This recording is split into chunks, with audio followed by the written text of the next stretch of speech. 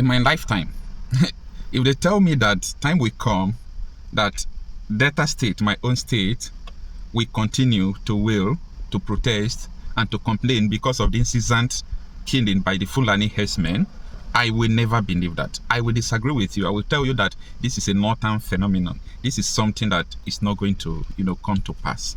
I will disagree with you and tell you that what you are saying is a propaganda, that such a thing would never happen. But to my greatest surprise, that is the reality of today.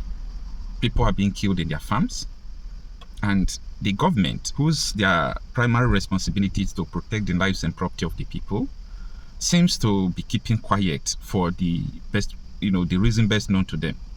Now, I must acknowledge the steps taken by the Delta State government, led by Governor Sheriff Oborewori.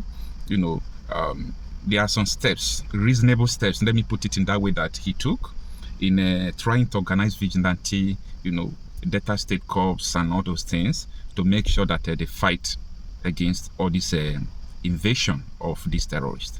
But I must state categorically clear that the issue of these terrorists is, a programmed terrorist attack. So for you to counter them, you also need a programmed security steps to counter them. Not something you will do today and forget about tomorrow, mobilize people today, tomorrow they will go and sit at home. These people are not sleeping. So if you are sleeping over it, they are going to overrun your towns. Now, I saw the video of women from Ozoro. Ozoro is known, for the educational center there. I think if you mention Ozoro, the first thing people will tell you that there was, Delta State Polytechnic in Ozoro that was, changed to University of Science and Technology, Delta State University Ozoro, something like that. Now, Ozoro is not only for the indigenous. Ozoro is for so many people who are coming from across the country to school there. So Ozoro is not just for the people. The attacks is not only against the people, it's also against the students who are schooling there. Ozoro down to Abraka, all these places, they are under siege. So women, numbering up to 500, are protesting against this influence of the Fulani herdsmen. Now, these women, in the summary of their message during protest, they said that they are not safe in their own land anymore. So that is the major reason why they are protesting. They are not safe in their own land. The question to you is this: are you safe in your own land? How many of us are safe? How many of us are safe? All right, let's understand more about the details of what transpired in Ozoro from this article from Sahara Reporters. It was titled that Delta Women Protest Against Herdsmen Destruction of Farms, Call for Government's Intervention. And the article reads that Ozoro women, numbering over 500 in the Isoko North local government area of Delta State, on Tuesday embarked on a peaceful protest against Fulani herdsmen following incessant destruction of their farms and crops by cows. The protesting women were armed with placards bearing different inscriptions such as "Our lives are in danger," "Fulani herdsmen leave our farms," "Fulani herdsmen have destroyed our means of livelihoods," "Carry your cows and leave our farms. We don't want herdsmen and their cows in our land again. Your cows are destroying our crops." So these were descriptions on the placards that they carried. Others are: "Herdsmen cows have destroyed all our crops and they are not only eating our cassava stem but also uprooting them.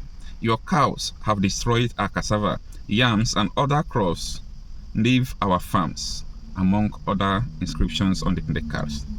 The women holding green leaves protesting around major streets and roads in Ozoro stormed the council secretariat to register their grievances and call on Governor Sheriff Oborewori and the council chairman Godwin Ogborugba to, as a matter of urgency and importance, come to their aid. Out of the article. How many of you remember that some months ago, if not weeks ago, Delta State University Abraka was closed down for some days because of the attack of the Fulani terrorists in Abraka, when they had clash over, people who are kidnapping in their community. So how many years will it take Delta State government to take more stiffer action? This is not a matter of politics. We should not play politics with this, okay? The matter of insecurity is not something that you will come to social media or come to a meeting and just, speak. It's beyond words. It needs action. How many Fulanis have been arrested and so on and so forth. And now, I must be sincere to you to tell you that Delta State Police Command recently do have arrested so many Fulani people. Some of them, they caught them with even money they collected for ransom.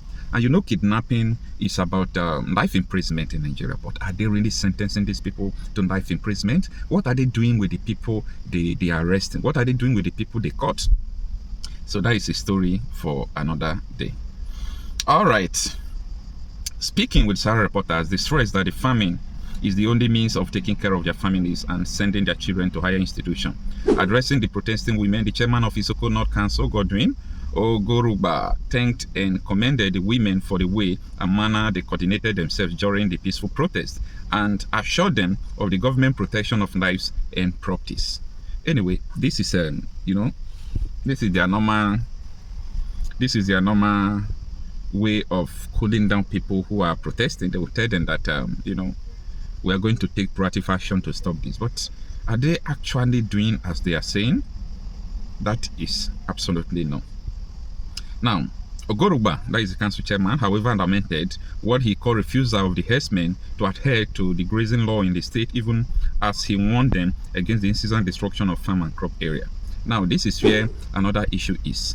You see, Delta State have anti-grazing law. Why is it that the herdsmen are not obeying the law? Why is it that the herdsmen are not obeying the law? That is a question. So why is it that police are not enforcing the law?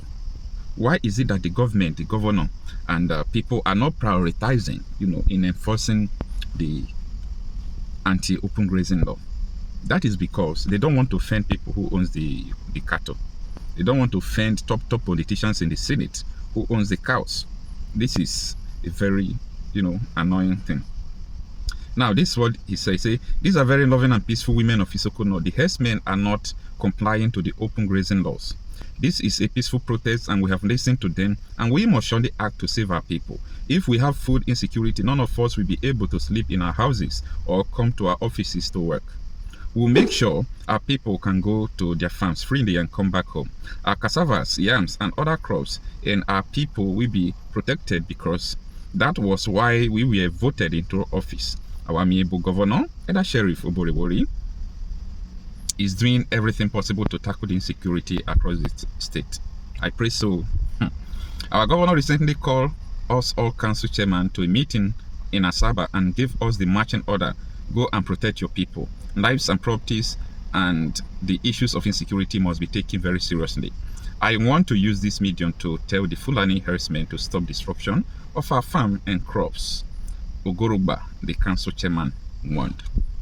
So this is the end of the article. Let me know what you think about this developing issue in Delta State. For me, it is so troubling.